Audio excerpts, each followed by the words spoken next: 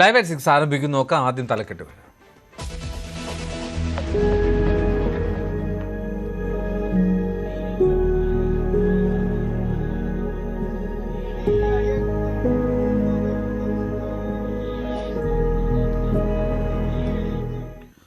മലയാളത്തിന്റെ അതുല്യ കലാകാരന് വിട.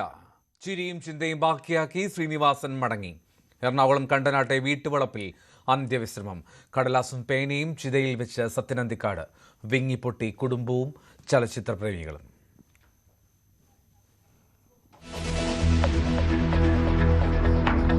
ഹൈക്കോടതി വിമർശനത്തിന് പിന്നാലെ ശബരിമല സ്വർണ്ണക്കൊള്ളയിൽ അന്വേഷണം കടുപ്പിച്ച SIT. 2019 ദേവസ്വം ബോർഡ് അംഗങ്ങളെ അറസ്റ്റ് ചെയ്യാൻ നീക്കം. N. വിജയകുമാറിനെയും KP ശങ്കർദാസിനെയും ഉടൻ ചോദ്യം ചെയ്യും. സ്മാർട്ട് ക്രിയേഷൻ CEOയെയും ജ്വല്ലറി ഉടമയെയും കസ്റ്റഡിയിൽ വാങ്ങാനും നീക്കം.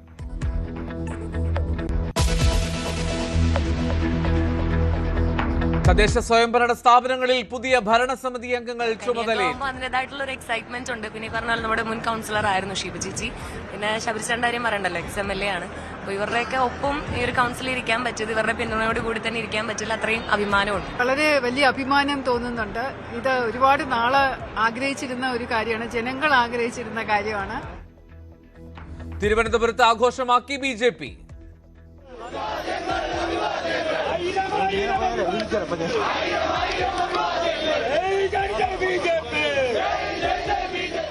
മേയർ സ്ഥാനത്തേക്ക് സസ്പെൻസ് നിലനിർത്തി നേതാക്കൾ.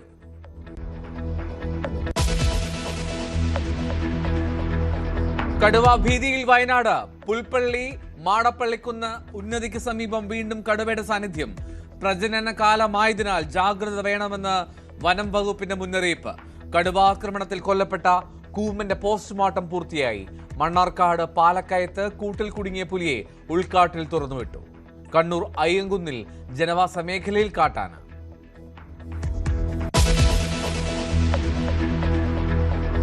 രാജ്യത്തിന് പുതിയ തൊഴിലുറപ്പ് നിയമം. VBG റാംജി ബില്ലിന് രാഷ്ട്രപതി അംഗീകാരം നൽകി. നടപടി പ്രതിപക്ഷത്തിന്റെ കടുത്ത എതിർപ്പ് തുടരുന്നതിനിടെ സംസ്ഥാനങ്ങളുടെ സാമ്പത്തിക ബാധ്യത കൂടുമെന്ന ആശങ്ക.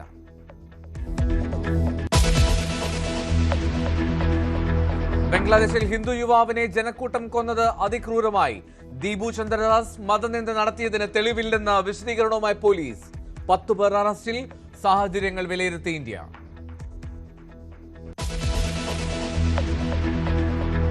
ആഷസ് പരമ്പര നിലനിർത്തിയ ഓസ്ട്രേലിയ. 3-ാം ടെസ്റ്റിൽ 82 റൺസിന് ഇംഗ്ലണ്ടിനെ തകർത്തു. 5 ടെസ്റ്റുള്ള പരമ്പരയിൽ ഓസീസ് 3-0 മുന്നിൽ.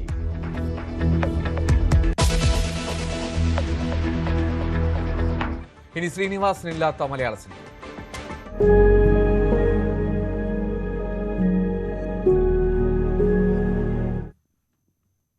ശ്രീനിവാസന് സാംസ്കാരിക കേരളത്തിന്റെ യാത്രാമൊഴി. രാഷ്ട്രീയ, സാമൂഹിക, സാംസ്കാരിക മേഖലകളിലെ നിരവധി പ്രമുഖരടക്കം ആയിരങ്ങൾ ഉദയംപേരൂരിലെ വീട്ടിലെത്തി അന്ത്യാഞ്ജലി അർപ്പിച്ചു. മകൻ വിനീത് ശ്രീനിവാസൻ ചിതയ്ക്ക് തീ കൊളുത്തി. കുറച്ചു കാലമായി ഉദയംപേരൂർ കണ്ടനാടിൻ്റെ പുതിയ മേൽവിലാസമായിരുന്നു ശ്രീനിവാസൻ. അതുകൊണ്ട് തന്നെ ഇന്നലെ ടൗൺ ഹാളിൽ പൊതുദർശനത്തിന് കണ്ട പുരുഷാരത്തിൻ്റെ തുടർച്ച തന്നെയായിരുന്നു വീട്ടിലും. ഒരു ഘട്ടത്തിൽ പോലീസിനെ കയർ കെട്ടി തിരക്ക് നിയന്ത്രിക്കേണ്ടിയും വന്നു. രോഗാവസ്ഥ മൂലം സിനിമാ തിരക്കുകളിൽ നിന്ന് മാറി നിന്നപ്പോൾ നാട്ടിൻപുറത്തായിരുന്നു ശ്രീനിവാസൻ സജീവമായത്.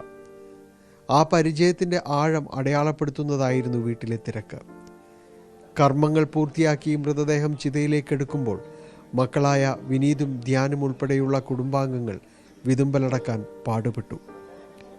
ധ്യാനിൻ്റെ ആഗ്രഹപ്രകാരം എന്നും നന്മകൾ ഉണ്ടാകട്ടെ എന്ന കുറിപ്പ് ശ്രീനിവാസൻ്റെ ഉറ്റ സുഹൃത്തും സംവിധായകനുമായ സത്യനന്ദിക്കാട് ചിതയിൽ വെച്ചു.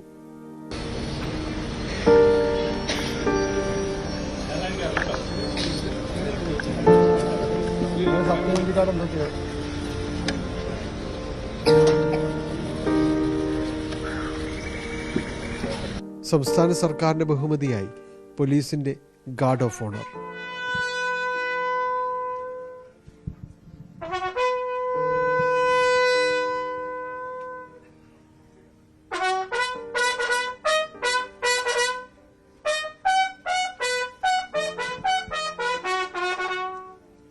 ഏറെ വൈകാരികമായ അന്തരീക്ഷത്തിൽ മകൻ വിനീത് ശ്രീനിവാസൻ ചിതയ്ക്ക് തീ കൊളുത്തി. നർമ്മത്തിന് പുതിയ അർത്ഥതലങ്ങളും നിർവചനവും നൽകിയ 50 വർഷത്തോളം മലയാള സിനിമാ ലോകത്ത് നിറഞ്ഞു നിന്ന അതുല്യ കലാകാരന് തണലും തണുപ്പും നിറഞ്ഞ ഏറെ ഇഷ്ടപ്പെട്ട വീട്ടുവളപ്പിൽ ഇനി അന്ത്യവിശ്രമം. ക്യാമറമാൻ പ്രജിത് കോങ്ങാടിനൊപ്പം ഡാനി പോൾ, ന്യൂസ് 18, കൊച്ചി. ശ്രീനിവാസൻ ഇല്ലെങ്കിൽ താൻ പൂർണ്ണനല്ലെന്ന് സംവിധായകൻ സത്യൻ അന്തിക്കാട്. സുഹൃത്ത് മാത്രമല്ല, വഴികാട്ടിയുമായിരുന്നു അദ്ദേഹം. വീട്ടിൽ താമസിച്ചതിനേക്കാൾ ഏറെ താമസിച്ചത് ശ്രീനിയോടൊപ്പമായിരുന്നുവെന്നും ശ്രീനിവാസനെ പോലെ മനുഷ്യജീവിതം തൊട്ടറിഞ്ഞ തിരക്കഥാകൃത്ത് വേറെ ഉണ്ടായിട്ടില്ലെന്നും സത്യൻ അന്തിക്കാട് പറഞ്ഞു. ഞാനും ശ്രീനിയും ഞങ്ങളുടെ വീട്ടുകാരുടെ ഒപ്പം താമസിച്ചതിനേക്കാൾ കൂടുതൽ ഞങ്ങൾ ഒരുമിച്ചാണ് താമസിച്ചിട്ടുള്ളത്. അതും ഒരു മുറിയിലാണ് താമസിച്ചിട്ടുള്ളത്. അതിൻ്റെ തമാശകളും അതിന് ചിലപ്പോൾ എപ്പോഴും ഞങ്ങൾ വഴക്കിടാറുണ്ട്. പിറ്റേ ദിവസം ആരെങ്കിലും ഒരാൾ സോറി പറയാറുണ്ട്.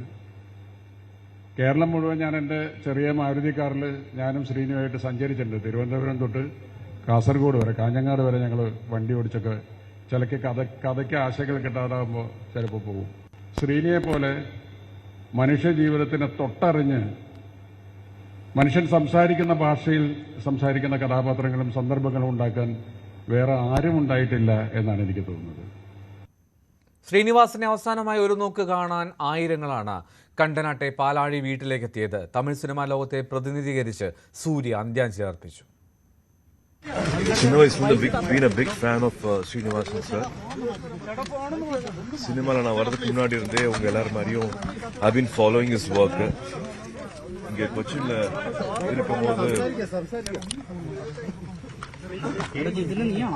இருக்கும்போது இந்த நியூஸ் வந்தோடனே ரொம்ப சங்கடமா இருந்தது, ரொம்ப கஷ்டமா. ஸோ நேரில் வந்து வீட்டில் பார்க்கணும்னு ஆசைப்பட்டேன்.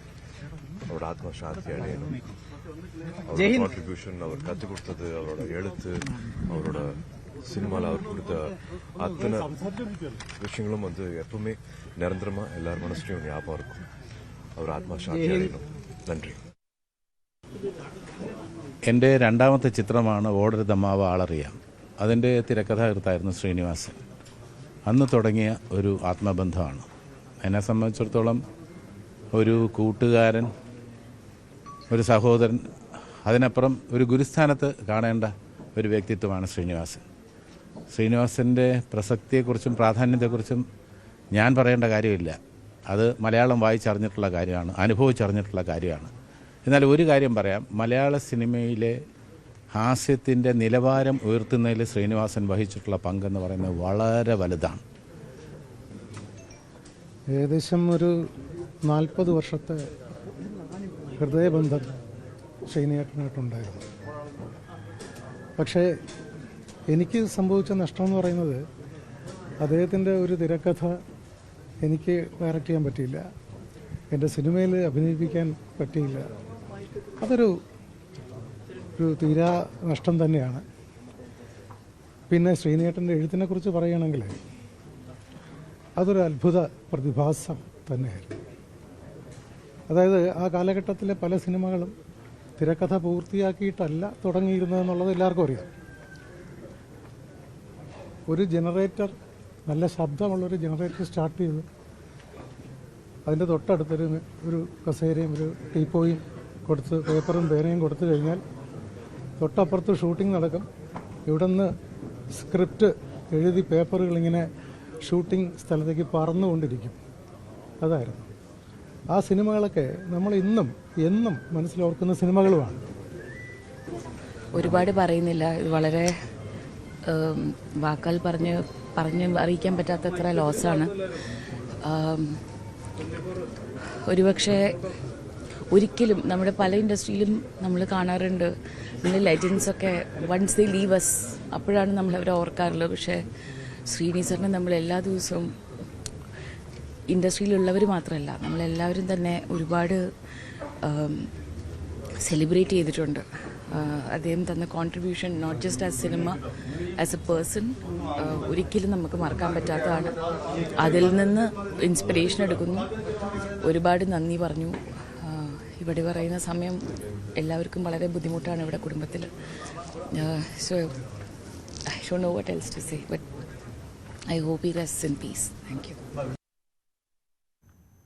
അല്ല, ഒരുപാട് സിനിമ ഒന്നും ചെയ്തിട്ടില്ല. എന്നാലും ഒരു 3-4 സിനിമകൾ ചെയ്തിട്ടുണ്ട്. ചേട്ടൻ്റെ കൂടെ മക്കളുടെ കൂടെയും ചെയ്തിട്ടുണ്ട് സിനിമ. നിങ്ങൾക്കൊരു പാഠപുസ്തകമല്ലേ? അയ്യോ, എല്ലാവർക്കും ഒരു പാഠപുസ്തകമല്ലേ. നമ്മളിവിടെ അഭിനയിച്ചാൽ നമുക്കൊരുപാട് അറിവുകൾ കിട്ടും. വെറുതെ അഭിനയിക്കണം മാത്രമല്ല, ഒരുപാട് അറിവുകൾ കിട്ടും. അങ്ങനെ ഒരു ഭാഗ്യം എനിക്കുണ്ടായിരുന്നു. ലാസ്റ്റ് അഭിനയിച്ചത് അരവിന്ദൻ്റെ അതിഥികൾ എന്ന് പറഞ്ഞ സിനിമ. ഒരു അനുകരിക്കാൻ പറ്റാത്ത ഒരു ശൈലി അല്ലേ?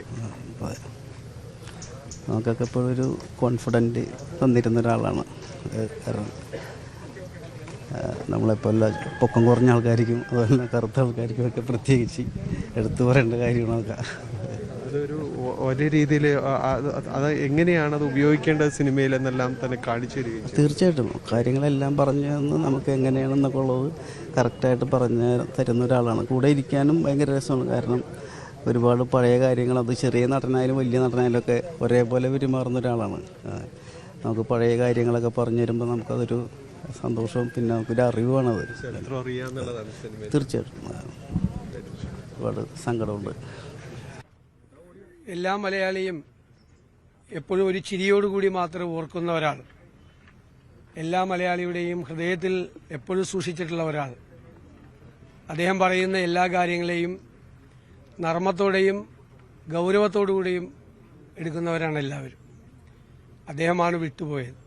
എല്ലാ മലയാളിക്കും ഉള്ള ഫീലിംഗ് എന്ന് പറയുന്നത് കുടുംബത്തിൽ നിന്നൊരാൾ പോയതുപോലെയാണ്. ശരിക്കും ഏറ്റവും അടുത്തൊരാൾ പോയതുപോലെയാണ്. എത്രമാത്രം മലയാളിയുടെ ചിന്തകളെയും സ്വാധീനിച്ചിട്ടുള്ള ഒരാളാണ് അദ്ദേഹം. എഴുത്തിലൂടെ ഭയങ്കര സറ്റേറിക്കലായി സാമൂഹ്യ വിമർശനം നടത്തുകയും രാഷ്ട്രീയ വിമർശനം നടത്തുകയും ഒക്കെ ചെയ്ത ഒരാളാണ്. ഒരുപാട് ആലോചിക്കാനുണ്ട്, ഒരുപാട് ചിരിക്കാനുണ്ട്. കാണുമ്പോൾ തന്നെ നമുക്ക് മനസ്സിലൊരു സന്തോഷം ഉണ്ടാകുന്ന ഒരാളായിരുന്നു. നമ്മളെ ഒത്തിരി ചിരിപ്പിക്കുകയും വേദനിപ്പിക്കുകയും സന്തോഷിപ്പിക്കുകയും കരയിപ്പിക്കുകയും ഒക്കെ ചെയ്ത അതുല്യനായ നടനാണ് ശ്രീനിവാസൻ. വ്യക്തിപരമായി ഞങ്ങളോടൊക്കെ വളരെയേറെ സ്നേഹമുണ്ടായിരുന്ന ഒരാളാണ്. തീർച്ചയായും കേരളത്തിലൊരു വലിയ നഷ്ടം തന്നെയാണ്. ഇനി ഒരു ശ്രീനിവാസൻ എന്നുണ്ടാകും എന്നാണ് എല്ലാവരും ആലോചിക്കുന്നത്. മലയാളത്തിൽ മറക്കാൻ കഴിയാത്ത കഥാപാത്രങ്ങളെ സംഭാവന ചെയ്ത വ്യക്തിയാണ്. തന്നെയുമല്ല, അദ്ദേഹത്തിന്റെ പല വാചകങ്ങളും നമ്മളെല്ലാവരും പ്രസംഗങ്ങളിലും സ്വാഭാവികമായ നമ്മുടെ വർത്തമാനത്തിനിടയിലും ഒക്കെ വരുന്ന ഒന്നാണ്. അതൊക്കെ ഇപ്പോഴും എന്റെ മനസ്സിലൂടെ ഇങ്ങനെ കടന്നു വരികയാണ്. എത്ര നാൾ കഴിഞ്ഞാലും അദ്ദേഹത്തിന്റെ ആ വാചകങ്ങളും വാക്കുകളും ഒക്കെ നമ്മുടെ മനസ്സിൽ എന്നും തങ്ങി നിൽക്കും എന്ന കാര്യത്തിൽ സംശയമില്ല. വാക്കുകളിലൂടെ അക്ഷരങ്ങളിലൂടെ രേഖപ്പെടുത്താൻ കഴിയാത്ത ദുഃഖഭാരത്തോടുകൂടിയാണ് വ്യക്തി. വ്യക്തിപരമായി ഏറെ ബന്ധമുള്ള നാട്ടുകാരൻ കൂടിയാണ്. എൻ്റെ പിതാവിൻ്റെ ചരമവാർഷികാചരണ പരിപാടി 3 വർഷങ്ങൾക്ക് മുമ്പ് ഉദ്ഘാടനം ചെയ്യാൻ എൻ്റെ ഗ്രാമത്തിലെത്തിയത് ശ്രീനിവാസൻ ചേട്ടൻ. അദ്ദേഹത്തിൻ്റെ സാന്നിധ്യം ഇപ്പോഴും നാട്ടുകാർ പറയും, ഓർമ്മിക്കും. അങ്ങനെ വ്യക്തിപരമായിട്ട് കൂടി ഏറെ ബന്ധമുള്ള ഒരു മഹിതമായ വ്യക്തി. ഇടതുപക്ഷത്തിന്റെ വിമർശനാത്മകമായ ബന്ധുവാണ് ശ്രീനിവാസനെന്ന് CPI സംസ്ഥാന സെക്രട്ടറി ബിനോയ് വിശ്വം. ശ്രീനിവാസൻ ഇടതുപക്ഷത്തിന്റെ ശത്രുവല്ല. ശ്രീനി ബാക്കി വെച്ചുപോയ ഒരു സിനിമയുണ്ട്, അത് പൂർത്തീകരിക്കണമെന്ന് സത്യനന്ദിക്കാടിനോട് ബിനോയ് വിശ്വം ആവശ്യപ്പെട്ടു. ശ്രീനിവാസനും സത്യനും തമ്മിലുള്ള ബന്ധത്തിന്റെ അടിസ്ഥാനത്തിൽ ഒരു കഥയും സിനിമയും ഇറക്കാൻ ബാക്കിയുണ്ടെന്ന് ഞാൻ വിശ്വസിക്കുന്നു. ശ്രീനിവാസൻ പോയെങ്കിൽ ആ ദൗത്യം പൂർത്തീകരിക്കണം. സത്യത്തിന് പറ്റിയ ആളുകളെ കണ്ടെത്തിക്കൊണ്ട് ശ്രീനി ബാക്കി വെച്ചു പോയ വർത്തമാന സാമൂഹിക ജീവിതത്തിൻ്റെ ഒരു നിശ്ചയത്വത്തെപ്പറ്റി കഥ പറയാം. അതിനകത്ത് ജീവിതമുണ്ടാകും, നർമ്മമുണ്ടാകും, വിമർശനമുണ്ടാകും, കലയുണ്ടാകും, എല്ലാം ഉണ്ടാകും എനിക്ക് ഉറപ്പാണ്. അത് പൂർത്തീകരിക്കാൻ ഞാൻ നമ്മളെല്ലാം പേരും സത്യനോട് ഇവിടെ വെച്ച് അഭ്യർത്ഥിക്കുകയാണ്. നാടോടിക്കാറ്റിലെ ദാസൻ എന്ന മോഹൻലാൽ കഥാപാത്രത്തെ ആരും മറന്നിട്ടുണ്ടാകില്ല. ആ കഥാപാത്രത്തെ എഴുതാൻ പ്രചോദനമായത് T. ദാസൻ എന്ന വ്യക്തിയാണ്. ശ്രീനിവാസന്റെ മരണവാർത്ത അറിഞ്ഞ് പൊട്ടിക്കരയുകയായിരുന്നു അദ്ദേഹം. ഒരിക്കലും ജീവിതത്തിൽ അവനെ മറക്കാൻ പറ്റില്ല. അത്രയും ഞമ്മളുള്ള ബന്ധം ഒരു ഏട്ടാനിയെന്നല്ല, അത്രയും ബന്ധം. എന്ത് മദ്രാസിലുള്ളപ്പോൾ തന്നെ എൻ്റെ ഫ്ലാറ്റിൽ വന്നിട്ട് പലപ്പോഴും വരാറുണ്ടായിരുന്നു.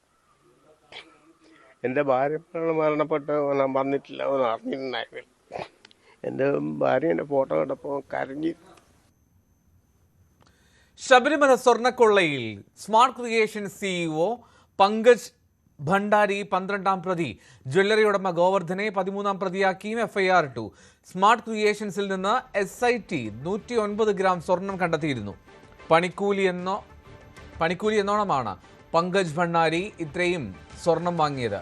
ഇരുവരുടെയും ചോദ്യം ചെയ്യൽ ഉടൻ ആരംഭിക്കും. കസ്റ്റഡിയിൽ വാങ്ങാനുള്ള അപേക്ഷ നാളെ കോടതിയിൽ സമർപ്പിക്കും.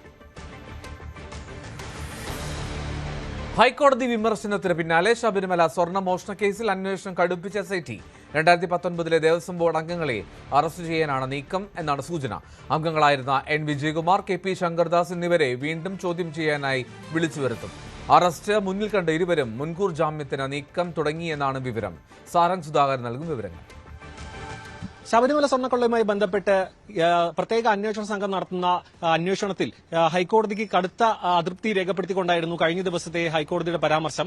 അതായത് ഈ ഒരു ശബരിമലയുമായി ബന്ധപ്പെട്ട സ്വർണ്ണക്കൊള്ള സംരക്ഷകരാവേണ്ടവർ തന്നെ വിനാശകാരരാവുക, അതായത് നശിപ്പിക്കുന്ന തരത്തിലേക്ക് കാര്യങ്ങൾ എത്തിക്കുന്ന ഒരു വലിയൊരു അഴിമതിയാണ് ശബരിമലയുമായി ബന്ധപ്പെട്ട് നടന്ന ഈ സ്വർണ്ണക്കൊള്ള എന്നായിരുന്നു ഹൈക്കോടതിയുടെ കണ്ടെത്തൽ. മാത്രമല്ല, ഇത് ഒരു സ്വർണ്ണക്കൊള്ള ഈ ഒരു ഉദ്യോഗസ്ഥ തലത്തിൽ മാത്രം ഒതുങ്ങി നിൽക്കുന്ന ഒന്നല്ല. അതിനു പകരം ഈ സർക്കാർ തലത്തിലടക്കം ഉന്നതരിലേക്ക് ഈ ഒരു അന്വേഷണം എത്തേണ്ടതുണ്ട്.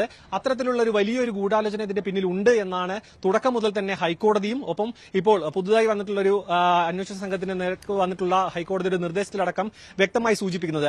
അതിന്റെ അടിസ്ഥാനത്തിൽ ഇപ്പോൾ 2019 ബോർഡ് അംഗങ്ങളിലേക്ക് കാര്യങ്ങൾ കടക്കുക, അതായത് അന്വേഷണം അവരിലേക്ക് അടക്കം എത്തണം, അവരെ പ്രതി ചേർക്കണം, മാത്രമല്ല അറസ്റ്റിലേക്ക് അടക്കം കടക്കാനുള്ള ഒരു പ്രത്യേക അന്വേഷണ സംഘത്തിന്റെ നീക്കമാണ് ഇപ്പോൾ പുറത്തേക്ക് വരുന്നത്.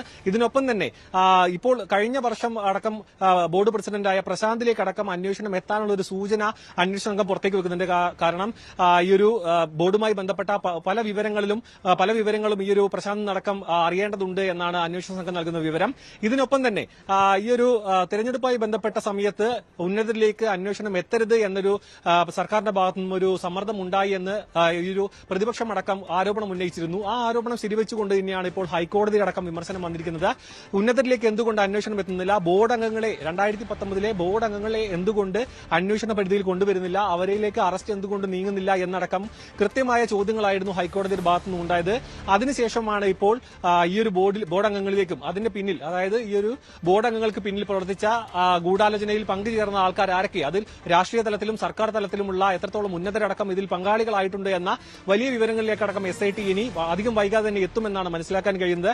ഈ ഒരു സ്വർണ്ണക്കൊള്ളയുമായി ബന്ധപ്പെട്ട് ആഗോള ഈ ഒരു കള്ളക്കടത്ത് സംഘത്തിന്റെ ബന്ധമുണ്ടെന്ന സ്ഥാപിക്കുന്ന തരത്തിൽ രമേശ് ചെന്നിത്തലടക്കം വെളിപ്പെടുത്തൽ നടത്തിയിരുന്നു. ഈ വെളിപ്പെടുത്തൽ അദ്ദേഹം അന്വേഷണ സംഘത്തിന് മുൻപിൽ മൊഴിയായി നൽകുകയും ചെയ്തിരുന്നു. ഇത്ര വലിയൊരു വെളിപ്പെടുത്തലും ഇതേ സംശയം തന്നെ ഹൈക്കോടതി അടക്കം നടത്തിയിട്ടും ഇത്തരത്തിലുള്ള വലിയ ബന്ധങ്ങളിലേക്ക് അന്വേഷണ സംഘത്തിന് എത്താൻ കഴിയുന്നില്ല എന്നൊരു പ്രശ്നം ഹൈക്കോടതിയും മാത്രമല്ല ഈ ഒരു പ്രതിപക്ഷം അടക്കം ചൂണ്ടിക്കാണിച്ചിരുന്നു. അതെല്ലാം മറികടന്നുകൊണ്ട് എത്രയും പെട്ടെന്ന് അന്വേഷണം ഇതിന്റെ പ്രധാന കണ്ണികളിലേക്ക് എത്തുക എന്ന ഒരു ലക്ഷ്യത്തിലേക്കാണ് ഇപ്പോൾ SIT കടന്നിരിക്കുന്നത്. അതിന്റെ ഭാഗമായിട്ട് തന്നെ കഴിഞ്ഞ ദിവസം പങ്കജ് ഭണ്ഡാരിയെയും ഈ ഒരു സ്മാർട്ട് ക്രിയേഷനുമായി ബന്ധപ്പെട്ട 2 അറസ്റ്റുകൾ നടന്നിരുന്നു. വരും ദിവസങ്ങളിലും ഇതുമായി ബന്ധപ്പെട്ട കൂടുതൽ അറസ്റ്റുകളും ചോദ്യം ചെയ്യാനടക്കം വിളിപ്പിക്കുമെന്നാണ് മനസ്സിലാക്കാൻ കഴിയുന്നത്. ക്യാമറമാൻ സന്തോഷിനൊപ്പം സാരംഗ് സുധാകരൻ, ന്യൂസ് 18 തിരുവനന്തപുരം.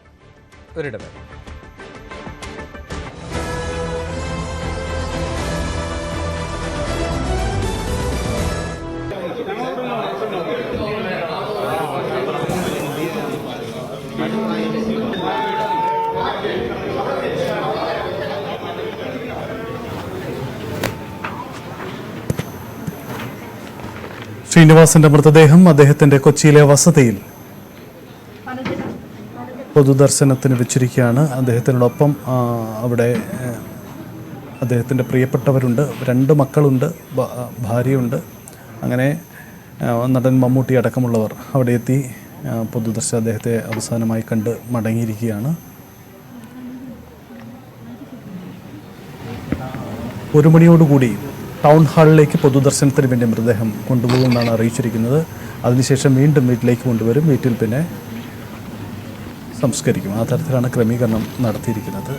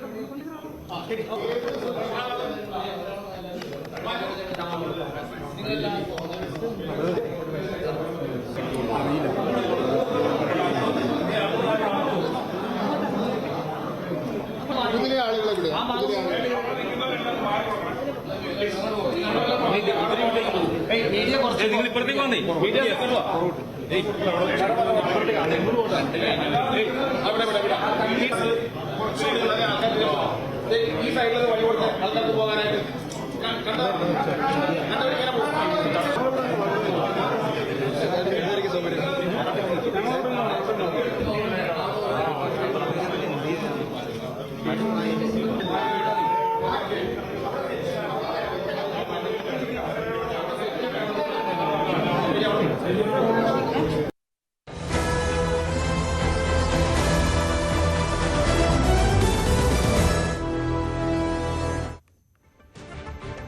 തദ്ദേശ സ്ഥാപനങ്ങൾക്ക് ഇനി പുതിയ ഭരണസാരഥികൾ. ഗ്രാമ, ബ്ലോക്ക്, ജില്ലാ പഞ്ചായത്ത്, നഗരസഭകൾ എന്നിവിടങ്ങളിലേക്ക് തെരഞ്ഞെടുക്കപ്പെട്ട അംഗങ്ങൾ സത്യപ്രതിജ്ഞ ചെയ്ത് ചുമതലയേറ്റു.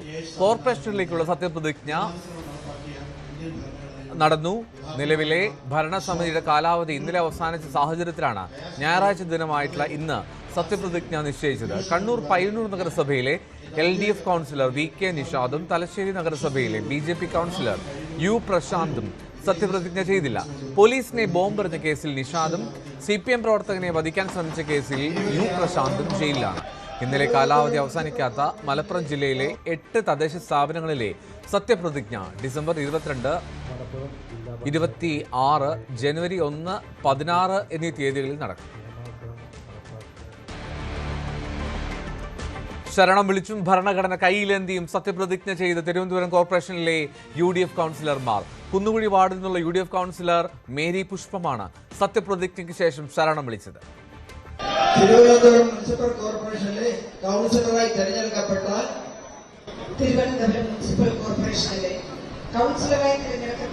മേരി പുഷ്പം എന്ന ഞാൻ നിയമാനുസരണം നടപ്പാക്കിയ ഇന്ത്യൻ ഭരണഘടനയോട് യഥാർത്ഥമായ വിശ്വാസവും കൂറും പുലർത്തുമെന്നും ഭയാശങ്കയോ മമതയോ വാത്സല്യമോ കൂടാതെ ഞാൻ എന്റെ ഔദ്യോഗിക കർത്തവ്യങ്ങൾ യഥാവിധിയായും വിശ്വസ്തയോടും എന്റെ പരമാവധി കഴിവും അറിവും വിവേചന ശക്തിയും ഉപയോഗിച്ചുകൊണ്ടും നിർവഹിക്കുമെന്നും ദൈവനാമത്തിൽ സത്യപ്രതിജ്ഞ ചെയ്യുന്നു.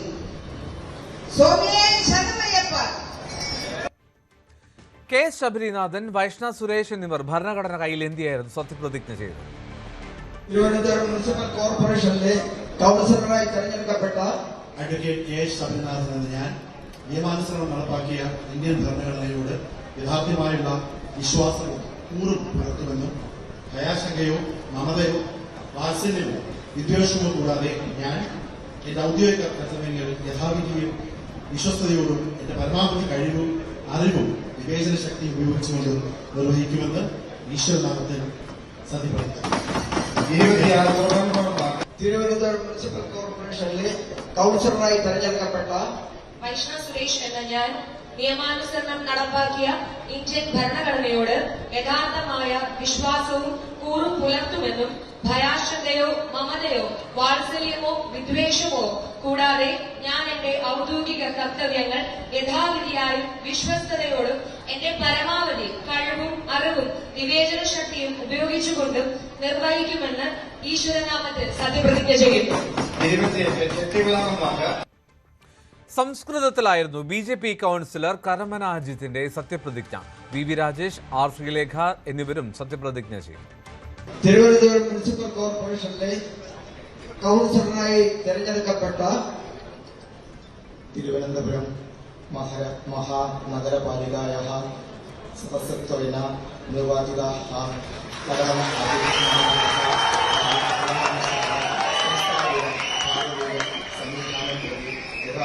विश्वासं विधेयस्यामि इति भारतस्य परमाधिकारम् अखण्डतां परिपालयिष्यामि इति यथा भयाशङ्काः ममता वात्सल्यं विद्वेषः वा विना अहं मम औद्योगिकानि कर्तव्यानि यथाशक्ति यथाविधि विवेचनाशक्ति अनुसृत्य निर्वक्ष्यामि इति ईश्वरनाम्ना सत्यप्रतिज्ञां करोमि. തിരുവനന്തപുരം മുനിസിപ്പൽ കോർപ്പറേഷനിലെ കൗൺസിലറായി തെരഞ്ഞെടുക്കപ്പെട്ട അഡ്വക്കേറ്റ് വി. രാജേന്ദ്രൻ ഞാൻ നിയമാനുസരണം നടപ്പാക്കിയ ഇന്ത്യൻ ഭരണഘടനയോട് യഥാർത്ഥമായ വിശ്വാസവും കൂറും പുലർത്തുമെന്നും ഭയാശങ്കയോ മമതയോ വാത്സല്യമോ വിദ്വേഷമോ കൂടാതെ ഞാൻ എന്റെ ഔദ്യോഗിക കർത്തവ്യങ്ങൾ യഥാവിധിയായും വിശ്വസ്തയോടും എന്റെ പരമാവധി കഴിവും അറിവും വിവേചന ശക്തിയും ഉപയോഗിച്ചുകൊണ്ടും നിർവഹിക്കുമെന്ന് ഈശ്വരനാമത്തിൽ സത്യപ്രതിജ്ഞ ചെയ്യുന്നു. തിരുവനന്തപുരം മുനിസിപ്പൽ കോർപ്പറേഷനിലെ കൗൺസിലറായി തെരഞ്ഞെടുക്കപ്പെട്ട ആർ. ശ്രീലേഖ എന്ന ഞാൻ നിയമാനുസരണം നടപ്പിലാക്കിയ ഇന്ത്യൻ ഭരണഘടനയോട് യഥാർത്ഥമായ വിശ്വാസവും കൂറും പുലർത്തുമെന്നും ഭയാശങ്കയോ മമതയോ വാത്സല്യമോ വിദ്വേഷമോ കൂടാതെ ഞാൻ എന്റെ ഔദ്യോഗിക കർത്തവ്യങ്ങൾ യഥാവിധിയായും വിശ്വസ്തയോടും എന്റെ പരമാവധി കഴിവും അറിവും വിവേചന ശക്തിയും ഉപയോഗിച്ചുകൊണ്ടും നിർവഹിക്കുമെന്ന് ഈശ്വര നാമത്തിൽ സത്യപ്രതിജ്ഞ ചെയ്യുന്നു. അനുഭവസമ്പന്നരും യുവമുഖങ്ങളും കൂടിച്ചേർന്നതാണ് തിരുവനന്തപുരം കോർപ്പറേഷനിലെ UDF എന്ന KS ശബരിനാഥൻ. ഏറെ പ്രതീക്ഷയോടുകൂടിയാണ് കൗൺസിലറായി സത്യപ്രതിജ്ഞ ചെയ്തതെന്ന് യുവമുഖം വൈഷ്ണ സുരേഷും പ്രതികരിച്ചു. ഒരു നല്ല മിക്സാണ് നമ്മുടെ 19 കൗൺസിലേഴ്സ്. എന്തായാലും 15 വനിതകളാണ്, നമ്മൾ പുരുഷന്മാർ 4 പേരാണ്. പക്ഷെ വളരെ സ്ട്രോങ് ആണ്. എല്ലാ പ്രദേശത്തുള്ള പ്രാതിനിധ്യമുള്ള ഈ നഗരത്തിന്റെ പരിച്ഛേദമായിട്ടുള്ള നല്ലൊരു ടീമായിട്ടാണ് UDF പോകുന്നത്. അപ്പോൾ നല്ല വിശ്വാസം നമുക്കുണ്ട്. നമ്മളിവിടെ ഏറ്റവും ശക്തമായിട്ടുള്ള പ്രതിപക്ഷമായിട്ട് തന്നെ നമ്മളിവിടെ പ്രവർത്തിക്കും. ഫസ്റ്റ് കൗൺസിലാണ്. അപ്പോൾ കന്യാങ്കാവുമ്പോൾ അതിൻ്റെതായിട്ടുള്ള ഒരു എക്സൈറ്റ്മെന്റ് ഉണ്ട്. പിന്നെ ഈ പറഞ്ഞ പോലെ നമ്മുടെ മുൻ കൗൺസിലർ ആയിരുന്നു ഷീബ ചേച്ചി. പിന്നെ ശബരിചേട്ടൻ്റെ കാര്യം പറയണ്ടല്ലോ, XMLA ആണ്. അപ്പോൾ ഇവരുടെയൊക്കെ ഒപ്പം ഈ ഒരു കൗൺസിലിൽ ഇരിക്കാൻ പറ്റിയത്, ഇവരുടെ പിന്തുണയോട് കൂടി തന്നെ ഇരിക്കാൻ പറ്റില്ല, അത്രയും അഭിമാനമുണ്ട്. മുൻ ഭരണസമിതിയുടെ വികസന പ്രവർത്തനങ്ങളുടെ തുടർച്ചയ്ക്ക് വേണ്ടി വാദിക്കുമെന്ന് തിരുവനന്തപുരം കോർപ്പറേഷനിലെ CPM കൗൺസിലർ ദീപക് SP. ജനവിധി മാനിക്കുന്നു, ഉത്തരവാദിത്തപ്പെട്ട പ്രതിപക്ഷമാകുമെന്നും ദീപക് SP പറഞ്ഞു. ഞങ്ങൾ 29 സീറ്റാണ് ഇപ്പോൾ ഞങ്ങൾക്കുള്ളത്. അതുകൊണ്ട് തന്നെ ഞങ്ങൾ ജനാധിപത്യത്തിന്റെ വിധിയെ മാനിക്കുകയാണ്. ശക്തമായിട്ടുള്ളൊരു പ്രതിപക്ഷമായിട്ട് മുന്നോട്ട് പോകാനാണ് ഞങ്ങളിപ്പോൾ ആലോചിച്ചിട്ടുള്ളത്. ഏത് വിഷയത്തിൽ ഊന്നിക്കൊണ്ടായിരിക്കും? കാരണം നഗരം വലിയ തരത്തിൽ മാലിന്യ പ്രശ്നമടക്കം വലിയ ചർച്ചകൾ ഇപ്പോഴും നടക്കുന്ന കാര്യങ്ങളുണ്ട്. അപ്പം ഏത് കാര്യത്തിന് വേണ്ടിയിട്ടായിരിക്കും നമ്മൾ ആദ്യം ഒരു പരിഗണന? ഞങ്ങൾ യഥാർത്ഥത്തിൽ കഴിഞ്ഞ നഗരസഭ നടത്തിയിട്ടുള്ള ഒട്ടനവധി വികസന പ്രവർത്തനങ്ങളുണ്ട്, ക്ഷേമ പ്രവർത്തനങ്ങളുണ്ട്. അത് തുടരുന്നതിന് വേണ്ടിയിട്ടുള്ള നടപടികൾ ഞങ്ങൾ എടുക്കും. അതിനു വേണ്ടിയിട്ട് ശക്തമായിട്ട് ഞങ്ങൾ പ്രവർത്തിക്കും. ആദ്യമായി അധികാരം പിടിച്ച തിരുവനന്തപുരം കോർപ്പറേഷനിൽ മേയർ ആരെന്ന കാര്യത്തിൽ സസ്പെൻസ് നിലനിർത്തി BJP. മേയർ തെരഞ്ഞെടുപ്പ് നടക്കുന്ന 26-ാം തീയതി എല്ലാം പറയാമെന്ന നിലപാടിലാണ് BJP സംസ്ഥാന അധ്യക്ഷൻ രാജീവ് ചന്ദ്രശേഖർ. കാത്തിരിക്കണമെന്നായിരുന്നു R. ശ്രീലേഖയുടെ പ്രതികരണം. അതേസമയം സ്വതന്ത്രൻ നിർണായകമായിട്ടുള്ള കോർപ്പറേഷനിൽ ആരെ പിന്തുണയ്ക്കുമെന്ന കാര്യത്തിൽ കണ്ണമൂലയിൽ നിന്നുള്ള കൗൺസിലർ പാറ്റൂർ രാധാകൃഷ്ണൻ നിലപാട് എടുത്തില്ല. മേയറുടെ കാര്യത്തിൽ ഒരു തീരുമാനത്തിലേക്ക് അല്ല, അത് തീരുമാനിക്കേണ്ടത് 26-ാം തീയതി അല്ലേ? അതിന് മുമ്പ് തീരുമാനിച്ചിട്ട് കാര്യമില്ല. ഡിസ്കഷൻ തുടങ്ങിയായിരുന്നു. അല്ല, ഞങ്ങളെ പാർട്ടി ഡിസ്കഷൻ എല്ലാം ഇതിന് തുടങ്ങിയിട്ടുണ്ട്. അതിന് പേടിക്കൊന്നും വേണ്ട. ജില്ലാ നേതാക്കളൊക്കെ സംസാരിക്കുമ്പോൾ ഡിസ്കഷൻ തുടങ്ങിയിട്ടില്ല എന്ന് പറഞ്ഞു. അതിന്റെ ആ ഒരു പേരുകളിലേക്ക് എത്തിയിട്ടുണ്ടോ? ഡിസ്കഷൻ ചെയ്യുന്നവരെല്ലാം ഡിസ്കഷൻ തുടങ്ങിയിട്ടുണ്ടെന്ന് ഞാൻ അതിലൊരു ഉറപ്പ് തരുന്നു. വളരെ വലിയ അഭിമാനം തോന്നുന്നുണ്ട്. ഇത് ഒരുപാട് നാളെ ആഗ്രഹിച്ചിരുന്ന ഒരു കാര്യമാണ്, ജനങ്ങൾ ആഗ്രഹിച്ചിരുന്ന കാര്യമാണ്. ഞങ്ങളുടെ ഭാരതീയ ജനതാ പാർട്ടിയുടെ വലിയൊരു സ്വപ്നമായിരുന്നു. അത് യാഥാർത്ഥ്യമാകുന്ന ഒരു നിമിഷമാണിത്. വളരെയധികം സന്തോഷവും ചാരിതാർത്ഥ്യവും വളരെയധികം അഭിമാനവും തോന്നുന്നു. ഈ മേയർ സ്ഥാനാർത്ഥി ആരാകുമെന്ന കാര്യത്തിൽ ഇപ്പോഴും ഒരു വ്യക്തത വന്നിട്ടില്ല. പാർട്ടി എന്തെങ്കിലും ഒരു സൂചന നൽകിയിട്ടുണ്ടോ? കാത്തിരിക്കൂ, വ്യക്തത വരും. ആരെ പിന്തുണയ്ക്കും എന്നതിന്റെ ഒരു സൂചനയായി കാണാൻ കഴിയുമോ? ഇല്ല, അതിങ്ങനെ ഒരു സൗഹൃദം ഇങ്ങനെ സൂചനയൊന്നുമില്ല. അതൊന്നും സംസാരിച്ചിട്ടില്ല. ഞാൻ നേരത്തെ പറഞ്ഞെടുത്തില്ല കേട്ടോ, ഒരു മാറ്റമില്ല. അവിടെ വാർഡിന്റെ കാര്യങ്ങൾ ആവശ്യപ്പെടുന്നു, അത് എത്രത്തോളം ആരൊക്കെ ചെയ്തു തരും അവരോടൊപ്പം നേരത്തെ പറഞ്ഞു. അതിനകത്ത് വേറെ ഒന്നും മാറിയിട്ടില്ല, പറഞ്ഞെടുത്ത് തന്നെ. എപ്പോൾ കാര്യത്തിൽ തീരുമാനം? 26 വരെ സമയം. വലിയ തരത്തിലുള്ള അഭ്യൂഹങ്ങളും ചർച്ചകളുമാണ് മേയർ സ്ഥാനത്തേക്ക് ആരെ BJP ഉയർത്തി കാണിക്കുമെന്നതുമായി ബന്ധപ്പെട്ട് നടന്നുകൊണ്ടിരിക്കുന്നത്. കാരണം ഈ അംഗങ്ങളുടെ സത്യപ്രതിജ്ഞാ ചടങ്ങിൽ ദേശീയ നേതാക്കൾ അടക്കം പ്രകാശ് ജാവ്ദേക്കർ ഉൾപ്പെടെയുള്ള നേതാക്കൾ ഈ ചടങ്ങുകൾക്ക് സാക്ഷ്യം വഹിച്ചിരുന്നത്. അതായത് എത്രമാത്രം പ്രാധാന്യത്തോടെയാണ് BJP തിരുവനന്തപുരം നഗരസഭയുടെ ഭരണം പിടിച്ചെടുക്കാനിടയായ സാഹചര്യത്തെ നോക്കിക്കാണുന്നത് എന്നതിന്റെ സൂചനയായി കൂടി അത് മാറുകയാണ്. പ്രകാശ് ജാവ്ദേക്കർ നമ്മളോട് പറഞ്ഞത് അഹമ്മദാബാദ് പിടിച്ചുകൊണ്ടാണ് ഗുജറാത്തിൽ അധികാരത്തിലേക്ക് എത്തിയത് BJP. സമാനമാണ് കേരളത്തിലും BJP എഴുതിത്തള്ളാനാവാത്ത ഒരു ശക്തിയാണ് കേരളത്തിലെന്ന് തിരുവനന്തപുരം നഗരസഭ പിടിച്ചെടുത്തതിലൂടെ ബോധ്യപ്പെട്ടിരിക്കുകയാണ്. അതുകൊണ്ട് തന്നെ അത്തരത്തിലായിരിക്കും അവരുടെ തുടർ നീക്കങ്ങൾ എന്ന കാര്യം വ്യക്തമാണ്. നിലവിൽ നമ്മൾ പറഞ്ഞു കേട്ട പേരുകൾ നേരത്തെ സൂചിപ്പിച്ചതുപോലെ VV രാജേഷിന്റെയും അതോടൊപ്പം തന്നെ R ശ്രീലേഖയുടെയുമാണ്. പക്ഷേ അതിനപ്പുറത്തേക്ക് RSS 2 പേരുകൾ കൂടി നിർദ്ദേശിച്ചിട്ടുണ്ട് ദേശീയ നേതൃത്വത്തിന്, BJPയുടെ ദേശീയ നേതൃത്വത്തിന് എന്ന സൂചനകൾ കൂടി പുറത്തു വരുന്നുണ്ട്. അതുകൊണ്ട് ഇപ്പോഴും അവസാനമായി ഒരു ഒറ്റ പേരിലേക്ക് എത്താൻ കഴിഞ്ഞിട്ടില്ല എന്നുള്ള സൂചനകളാണ് പുറത്തു വരുന്നത്.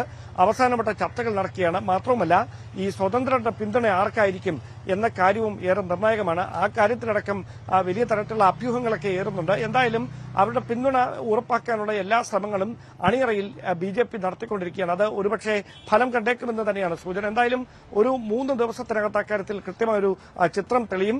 എന്തായാലും വലിയ പ്രതീക്ഷയിലാണ് R ശ്രീലേഖ. അവരുടെ ആ ചോദ്യത്തോട് അവർ കാത്തിരിക്കുമെന്ന് പറഞ്ഞതിൽ വരികൾക്കിടയിൽ തന്നെ ഒരു പ്രതീക്ഷയുടെ വാക്കുകൾ കൂടിയുണ്ട്. അതുകൊണ്ട് തന്നെ വലിയൊരു പ്രതീക്ഷ R ശ്രീലേഖ ഉൾപ്പെടെ പങ്കുവെക്കുമ്പോൾ ഏറ്റവും പ്രധാന ഘടകമായി മാറുന്നത് ഇപ്പോൾ ജയിച്ച കൌൺസിലർമാരായിരിക്കുന്നവരിൽ ചിലരെ നിയമസഭയിലേക്ക് കൂടി BJP പരിഗണിക്കാൻ ഒരുങ്ങുന്നുണ്ട്. അങ്ങനെ വന്നാൽ നിയമസഭയിലേക്ക് പരിഗണിക്കാനിരിക്കുന്നവർക്ക് കൌൺസിലിൽ അത്ര തന്ത്രപ്രധാനമായ സ്ഥാനങ്ങൾ ലഭിക്കാനുള്ള സാധ്യതയില്ല എന്നുള്ള സൂചനകൾ കൂടി പുറത്തു വരുന്നുണ്ട്. എന്തായാലും 3 ദിവസത്തിനകത്ത് ആരാകും തിരുവനന്തപുരം നഗരസഭയുടെ BJP നേതൃത്വം നൽകുന്ന നഗരസഭയുടെ ആദ്യ മേയറാകുമെന്ന കാര്യത്തിൽ ഒരു 3 ദിവസത്തിനകത്ത് വ്യക്തത കൈവരുമെന്നാണ് പ്രതീക്ഷിക്കപ്പെടുന്നത്.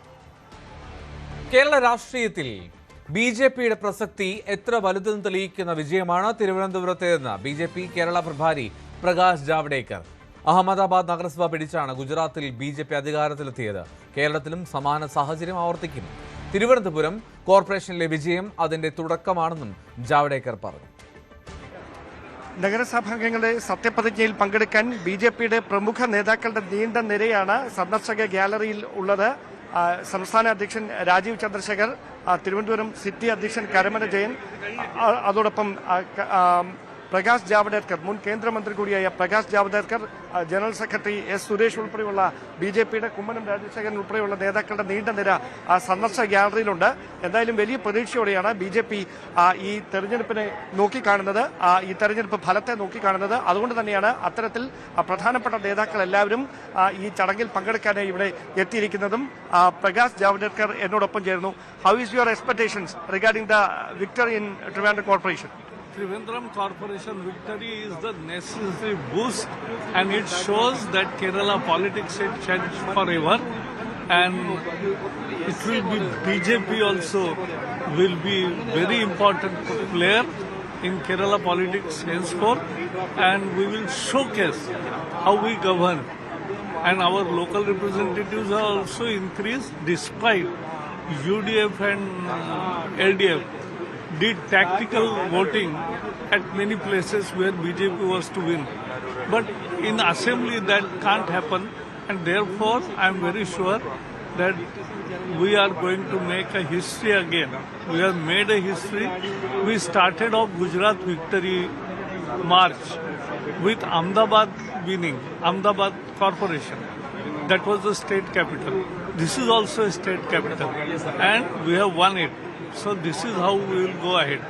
Do you expect this victory will resemblance in the assembly election also? Yes, this will be in assembly election also.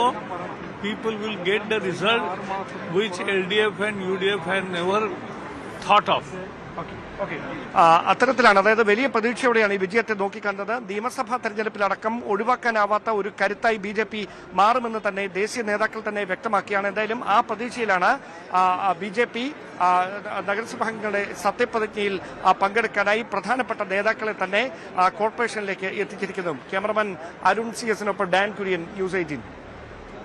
പ്രതിപക്ഷമില്ലാത്ത Malappuram ജില്ലാ പഞ്ചായത്തിൽ അംഗങ്ങൾ സത്യപ്രതിജ്ഞ ചെയ്തു. മുതിർന്ന അംഗമായിട്ടുള്ള തിരുനാവായ ഡിവിഷനിൽ നിന്നുള്ള ഷരീഫ ബി NPക്ക് ജില്ലാ കളക്ടർ VR വിനോദ് സത്യവാചകം ചൊല്ലിക്കൊടുത്തു. തുടർന്ന് മറ്റ് 32 അംഗങ്ങളും സത്യപ്രതിജ്ഞ ചെയ്തു. അരീക്കോട് ഡിവിഷനിൽ നിന്ന് വിജയിച്ച ലീഗ് നേതാവ് PA ജബ്ബാർ ഹാജിയാകും ജില്ലാ പഞ്ചായത്ത് പ്രസിഡന്റ് എന്നാണ് സൂചന. ജില്ലാ പഞ്ചായത്ത് പ്രസിഡന്റ് തെരഞ്ഞെടുപ്പ് ഈ മാസം 27-ന് നടക്കും. ജില്ലാ പഞ്ചായത്തിന്റെ ചരിത്രത്തിൽ തന്നെ ആദ്യമായാണ് പ്രതിപക്ഷമില്ലാതെ ഒരു ഭരണസമിതി അധികാരത്തിലെത്തുന്നത്. മലപ്പുറം ജില്ലാ പഞ്ചായത്തിലെ അംഗമായി തിരഞ്ഞെടുക്കപ്പെട്ട സുലൈഖ റസാഖ് എന്ന ഞാൻ നിയമാനുസരണം നടപ്പിലാക്കിയ ഇന്ത്യൻ ഭരണഘടനയോട് യഥാർത്ഥമായ വിശ്വാസവും കൂറും പുലർത്തുമെന്നും ഇന്ത്യയുടെ പരമാധികാരവും അഖണ്ഡതയും നിലനിർത്തുമെന്നും ഭയാശങ്ക കൂടാതെയും മമതയോ വിദ്വേഷമോ കൂടാതെയും ഞാൻ എൻ്റെ ഔദ്യോഗിക കൃത്യങ്ങൾ യഥാവിധിയായും വിശ്വസ്തയോടും എൻ്റെ പരമാവധി കഴിവ് പ്രയോജനപ്പെടുത്തിയും നിർവഹിക്കുമെന്ന് സർവശക്തനായ അള്ളാഹുവിന്റെ നാമത്തിൽ സത്യപ്രതിജ്ഞ ചെയ്യുന്നു. തിരുനവായ ഡിവിഷനിലുള്ള മുതിർന്ന അംഗം ഷെരീഫ ബി NPക്ക് ജില്ലാ കളക്ടർ സത്യവാചകം ചൊല്ലിക്കൊടുത്തു. തുടർന്ന് മറ്റംഗങ്ങളും സത്യപ്രതിജ്ഞ ചെയ്തു. മംഗലം ഡിവിഷനിൽ നിന്നുള്ള ആരതി പ്രദീപാണ് ഈ പുതിയ അംഗങ്ങളിൽ ഏറ്റവും പ്രായം കുറഞ്ഞ ആൾ. മലപ്പുറം ജില്ലാ പഞ്ചായത്തിലെ അംഗമായി തിരഞ്ഞെടുക്കപ്പെട്ട ആരതി പ്രദീപ് എന്ന ഞാൻ നിയമാനുസരണം നടപ്പിലാക്കിയ ഇന്ത്യൻ ഭരണഘടനയോട് യഥാർത്ഥമായ വിശ്വാസവും കൂറും പുലർത്തുമെന്നും ഇന്ത്യയുടെ പരമാധികാരവും അഖണ്ഡതയും നിലനിർത്തുമെന്നും ഭയാശങ്ക കൂടാതെയും മമതയോ വിദ്വേഷമോ കൂടാതെയും ഞാൻ എൻ്റെ ഔദ്യോഗിക കൃത്യങ്ങൾ യഥാവിധിയായും വിശ്വസ്തയോടും എൻ്റെ പരമാവധി കഴിവ് പ്രയോജനപ്പെടുത്തിയും നിർവഹിക്കുമെന്ന് സർവശക്തനായ ദൈവത്തിന്റെ നാമത്തിൽ സത്യപ്രതിജ്ഞ ചെയ്യുന്നു. ഈ മാസം 27-ാം തീയതിയാണ് ജില്ലാ പഞ്ചായത്ത് പ്രസിഡന്റ് തെരഞ്ഞെടുപ്പ്. അരീക്കോട് ഡിവിഷനിൽ നിന്നുള്ള PA ജബ്ബാർ ഹാജി ജില്ലാ പഞ്ചായത്ത് പ്രസിഡന്റാകുമെന്ന സൂചനകളാണ് പുറത്തുവരുന്നത്. 33 അംഗങ്ങളിൽ 23 പേർ മുസ്ലിം ലീഗ് അംഗങ്ങളും 10 പേർ കോൺഗ്രസിൽ നിന്നുള്ളവരുമാണ്. കഴിഞ്ഞ തവണ 5 സീറ്റ് നേടിയ ഇടതുപക്ഷത്തിന് ഇത്തവണ 1 സീറ്റ് പോലും നേടാൻ സാധിച്ചിട്ടില്ല. മലപ്പുറത്ത് നിന്നും CV അനുമോദ്, ന്യൂസ് 18. വയനാട് പുൽപ്പള്ളിയിൽ കടുവയുടെ ആക്രമണത്തിൽ കൊല്ലപ്പെട്ട വൃദ്ധന്റെ പോസ്റ്റ്മോർട്ടം നടപടികൾ പൂർത്തിയായി. കാപ്പി സെറ്റ് ദേവർഗന്ധ ഉന്നതിയിലെ കൂമനാണ് ഇന്നലെ വനാതിർത്തിയിൽ വിറക് ശേഖരിക്കുന്നതിനിടയിൽ കടുവയുടെ ആക്രമണത്തിൽ കൊല്ലപ്പെട്ടത്. കുടുംബത്തിന് 10 ലക്ഷം രൂപ നഷ്ടപരിഹാരവും സ്ഥലവും വീടും നൽകും. കൂമന്റെ മൃതദേഹം ആശുപത്രിയിലേക്ക് മാറ്റിയത് നാട്ടുകാരുടെ എതിർപ്പിനെ തുടർന്ന് മണിക്കൂറുകൾക്ക് ശേഷമാണ്. തുടർന്ന് നാട്ടുകാരുടെയും ജനപ്രതിനിധികളുടെയും നേതൃത്വത്തിൽ നടത്തിയ ചർച്ചയിൽ കുടുംബത്തിന് ആദ്യഘട്ടമായി 10 ലക്ഷം രൂപ നൽകാൻ തീരുമാനിക്കുകയായിരുന്നു. മകന് ദിവസവേതനാടിസ്ഥാനത്തിൽ ജോലി നൽകാൻ ധാരണയായെങ്കിലും പിന്നീട് നഷ്ടപരിഹാരം 20 ലക്ഷം രൂപ വേണമെന്ന് കുടുംബം ആവശ്യപ്പെട്ടു. തുടർന്ന് ഇന്ന് വീണ്ടും സ്ഥലത്ത് പ്രതിഷേധം നടന്നു. ആശുപത്രിയിലെത്തിച്ച മൃതദേഹം പോസ്റ്റ്മോർട്ടം ചെയ്യുന്നതിന് മുൻപ് തീരുമാനമായില്ലെങ്കിൽ തുടർ നടപടികളോട് സഹകരിക്കില്ലെന്ന് ബന്ധുക്കൾ പറഞ്ഞു. ജില്ലാ കളക്ടർ സ്ഥലത്തെത്തണമെന്ന ആവശ്യവും ഉയർന്നു. തുടർന്ന് ADM സ്ഥലത്തെത്തി പ്രതിഷേധക്കാരുമായി സംസാരിച്ചു. വീടും സ്ഥലവും നൽകാമെന്നും 2 ദിവസത്തിനുള്ളിൽ കളക്ടർ ഉന്നതി സന്ദർശിക്കുമെന്ന ADMന്റെ ഉറപ്പിന്മേലാണ് പോസ്റ്റ്മോർട്ടത്തിന് ബന്ധുക്കൾ സമ്മതപത്രം നൽകിയത്. നഷ്ടപരിഹാരത്തുകയിൽ 6 ലക്ഷം രൂപ അടിയന്തരമായി ബന്ധുക്കൾക്ക് കൈമാറും. ന്യൂസ് 18 വയനാട്. പുൽപ്പള്ളിയിൽ വീണ്ടും കടുവയുടെ സാന്നിധ്യം. കന്നാരം പുഴയോരത്തെ മാടപ്പള്ളിക്കുന്ന് ഉന്നതിക്ക് സമീപമാണ് കടുവയെ കണ്ടത്. 5 മണിയോടുകൂടിയാണ് കടുവയെ കണ്ടത്. സ്ഥലത്ത് വനപാലകരും പോലീസും ക്യാമ്പ് ചെയ്യുന്നുണ്ട്. കഴിഞ്ഞ ദിവസം കടുവ ആളെ കൊന്ന സ്ഥലത്ത് നിന്നും ഏറെ അകലെയല്ല ഈ പ്രദേശം. മണ്ണാർക്കാട് പാലക്കയത്തെ പുലി കെണിയിൽ കുടുങ്ങി. പാലക്കയം വാക്കോടുള്ള റബ്ബർ തോട്ടത്തിൽ വനംവകുപ്പ് സ്ഥാപിച്ച കൂട്ടിലാണ് ഇന്നലെ രാത്രി 9:30 പുലി കുടുങ്ങിയത്. കഴിഞ്ഞ മാസം പുലിയെ കണ്ടതായി സ്ഥിരീകരിച്ചതിനെ തുടർന്നാണ് ഈ പ്രദേശത്ത് കൂട് സ്ഥാപിച്ചത്.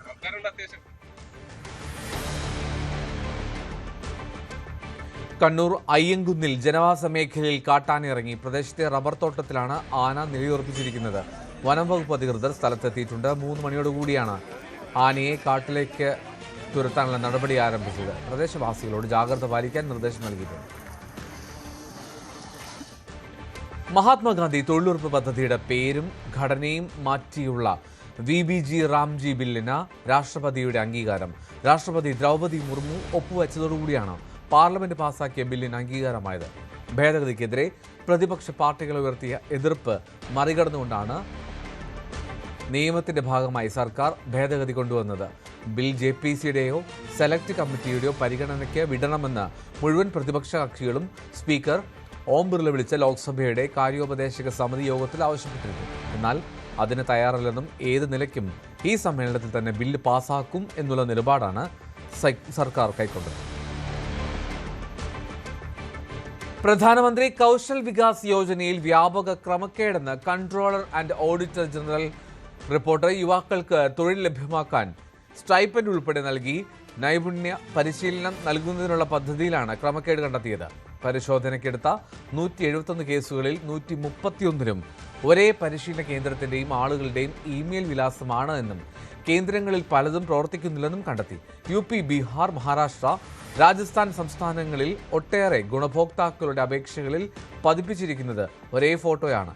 ഇതോടെ ഗുണഭോക്താക്കളിൽ 34 ലക്ഷം പേർക്കുള്ള പദ്ധതി വിഹിതം തടഞ്ഞുവെച്ചു.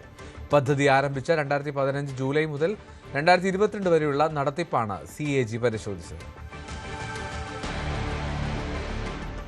SIRനെ ശക്തമായി ന്യായീകരിച്ച് പ്രധാനമന്ത്രി നരേന്ദ്രമോദി. നുഴഞ്ഞുകയറ്റക്കാരെ തുരത്താനാണ് SIR നടപ്പിലാക്കുന്നത്. രാജ്യദ്രോഹികൾ, അനധികൃത കുടിയേറ്റക്കാരെ സംരക്ഷിക്കുന്നുവെന്നും കോൺഗ്രസിന്റെ പല തെറ്റുകളും തിരുത്തുകയാണ് താൻ ചെയ്യുന്നതെന്നും നരേന്ദ്രമോദി പറഞ്ഞു. साथियों, कांग्रेस 6-7 दशक तक जो गलतियां करती रही और मोदी एक एक करके उसको सुधार रहा है. चुनाव आयोग निष्पक्ष चुनाव के लिए SIR की प्रक्रिया कर रहा है. तो इन लोगों को देश के हर कोने में तकलीफ हो रही है. ऐसे लोग असमिया भाई बहनों के हितों को नहीं बचाएंगे. ये लोग आपकी जमीन और जंगलों पर किसी और का कब्जा होने देंगे. इनकी देश विरोधी मानसिकता पुराने दौर की हिंसा और अशांति वाले हालात पैदा कर सकती. കൊലപാതക കേസുകളിൽ പ്രതികൾക്ക് ഇളവില്ലാത്ത ജീവപര്യന്തം തടവ് ശിക്ഷ വിധിക്കാൻ സെഷൻസ് കോടതികൾക്ക് അധികാരമില്ലെന്ന് സുപ്രീം കോടതി. ഇളവില്ലാത്ത ജീവപര്യന്തം വിധിക്കാൻ ഭരണഘടനാ കോടതികൾക്ക് മാത്രമാണ് അധികാരമെന്ന് ജസ്റ്റിസുമാരായ A. അമാനുള്ള, K. വിനോദ് ചന്ദ്രൻ എന്നിവരുടെ ബെഞ്ച് വ്യക്തമാക്കി. വിചാരണ കോടതി ശിക്ഷ ശരിവെച്ച കർണാടക ഹൈക്കോടതി ഉത്തരവ് തള്ളിയാണ് സുപ്രീം കോടതിയുടെ നിരീക്ഷണം. 5 മക്കളുടെ അമ്മയെ തീ കൊളുത്തിക്കൊന്ന കേസിൽ കർണാടക സ്വദേശിയുടെ അപ്പീലിലാണ് ഉത്തരവ്. ഡൽഹിയിലെ ബംഗ്ലാദേശ് ഹൈക്കമ്മീഷന് മുന്നിൽ നടന്ന പ്രതിഷേധത്തെക്കുറിച്ചുള്ള ധാക്കയിലെ മാധ്യമ വാർത്തകളെ തള്ളി ഇന്ത്യൻ വിദേശകാര്യ മന്ത്രാലയം. ഹൈക്കമ്മീഷന് പുറത്ത് നടന്ന യുവാക്കളുടെ പ്രതിഷേധം സമാധാനപരമായിരുന്നുവെന്ന് വിദേശകാര്യ മന്ത്രാലയം വ്യക്തമാക്കി. ദീപു ചന്ദ്രദാസ് എന്ന 25-കാരനെ ജനക്കൂട്ടം തല്ലിക്കൊന്നതിലാണ് ഹൈക്കമ്മീഷന് പുറത്ത് യുവാക്കൾ പ്രതിഷേധിച്ചത്. ഹൈക്കമ്മീഷന്റെ സുരക്ഷാ വേലി തകർത്തുവെന്ന വാർത്തകളെയാണ് ഇന്ത്യ നിഷേധിച്ചത്. ബംഗ്ലാദേശിലെ ഇൻഖില മഞ്ചയുടെ നേതാവ് ഷെരീഫ് ഉസ്മാൻ ഹാദിയുടെ മരണത്തെ തുടർന്ന് പൊട്ടിപ്പുറപ്പെട്ട കലാപത്തിനിടെയാണ് കീട്ട് തീ കൊളുത്തുകയായിരുന്നു. പാകിസ്ഥാനിലെ ബലൂചിസ്ഥാൻ പ്രവിശ്യയിലെ പ്രധാന റെയിൽവേ ലൈനിൽ 2 ബോംബ് സ്ഫോടനങ്ങൾ. മുഷ്കാഫ്, ദാഷ്ത് പ്രദേശങ്ങളിലായിരുന്നു സംഭവം. പെഷവാറിലേക്കുള്ള Jafar express, Karachi ലക്ഷ്യമാക്കിയുള്ള Boland mail എന്നിവയെ ലക്ഷ്യമിട്ടായിരുന്നു സ്ഫോടനം. സ്ഫോടനത്തിൽ നിന്ന് 2 ട്രെയിനുകളും തലനാരിഴയ്ക്കാണ് രക്ഷപ്പെട്ടത്. ഇതോടെ രാജ്യത്തെ റെയിൽ ഗതാഗതം ഭാഗികമായി താറുമാറായി. മുഷ്കാഫിൽ ഏകദേശം 3 അടി ട്രാക്കാണ് ആദ്യ സ്ഫോടനത്തിൽ തകർന്നത്. തുടർന്ന് ദാഷ്ത് പ്രദേശത്തുണ്ടായ സ്ഫോടനം പ്രധാന ലൈനിൽ കൂടുതൽ നാശനഷ്ടം വരുത്തുകയും ചെയ്തു. പാക് ഫീൽഡ് മാർഷൽ അസീം മുനീറിനെ വെട്ടലാക്കി US state secretary Marco Rubio. ഗാസയ്ക്കായുള്ള നിർദ്ദിഷ്ട അന്താരാഷ്ട്ര സേനയിൽ ചേരാമെന്ന് വാഗ്ദാനം ചെയ്ത പാകിസ്ഥാനോട് അദ്ദേഹം നന്ദി പറഞ്ഞു. പാകിസ്ഥാനിലെ തീവ്ര മതവാദികൾ ഈ വിഷയമുയർത്തി അസീം മുനീറിനെതിരെ പ്രതിഷേധം ശക്തമാക്കുന്നതിനിടെയാണ് മാർക്കോ റൂബിയോയുടെ പ്രസ്താവന. Well, look, in fairness to all the countries we've talked to about being and having a presence on the ground, I think they want to know specifically, what the specific mandate, what the funding mechanism looks like. So we're very grateful to Pakistan for their offer to be a part of it, or at least their offer to consider being a part of it. I think we owe them a few more answers before we can ask anybody to firmly commit. But I feel very confident that we have a number of nation states acceptable to all sides in this who are willing to step forward and be a part of that stabilization force. And certainly, Pakistan is key if they agree to do so. അതേസമയം ഹമാസിനെ നിരായുധീകരിക്കുന്നത് തങ്ങളുടെ ജോലിയല്ലെന്നാണ് പാക് വിദേശകാര്യമന്ത്രി Ishaq there നേരത്തെ പ്രതികരിച്ചത്. ഗസയിലെ സമാധാന ശ്രമങ്ങൾക്കായി പാക് സേനയെ വിട്ടു നൽകുമെങ്കിലും ഹമാസിനെ നിരായുധീകരിക്കുന്നതിൽ പങ്കാളിയാകില്ല എന്നായിരുന്നു പ്രതികരണം. അസിം മുനീർ ഉടൻ യുഎസിലേക്ക് പോകുന്നത് സൈനികരെ വിട്ടു നൽകുന്നതുമായി ബന്ധപ്പെട്ട കരാറിൽ ഒപ്പിടാനാണ് എന്നാണ് അഭ്യൂഹം. ഗാസ വെടിനിർത്തൽ രണ്ടാം ഘട്ടവുമായി ബന്ധപ്പെട്ട് ഹമാസ് നേതൃത്വവുമായി മധ്യസ്ഥ രാജ്യങ്ങൾ ആശയവിനിമയം തുടങ്ങി. ഇസ്രായേൽ പ്രധാനമന്ത്രി ബെഞ്ചമിൻ നെതന്യാഹു സുരക്ഷാ മേധാവികളുടെ അടിയന്തര യോഗം വിളിച്ചു. ഖലീൽ അൽ ഹയ്യയുടെ നേതൃത്വത്തിലുള്ള ഹമാസ് സംഘം തുർക്കി ഇന്റലിജൻസ് മേധാവിയുമായി ഇന്നലെ വിശദമായി ചർച്ച നടത്തി. വെടിനിർത്തൽ രണ്ടാം ഘട്ടവുമായി ബന്ധപ്പെട്ട് തങ്ങളുടെ നിലപാടുകൾ ഹമാസ് സംഘം മധ്യസ്ഥ രാജ്യമായ തുർക്കിക്ക് കൈമാറി എന്നാണ് വിവരം.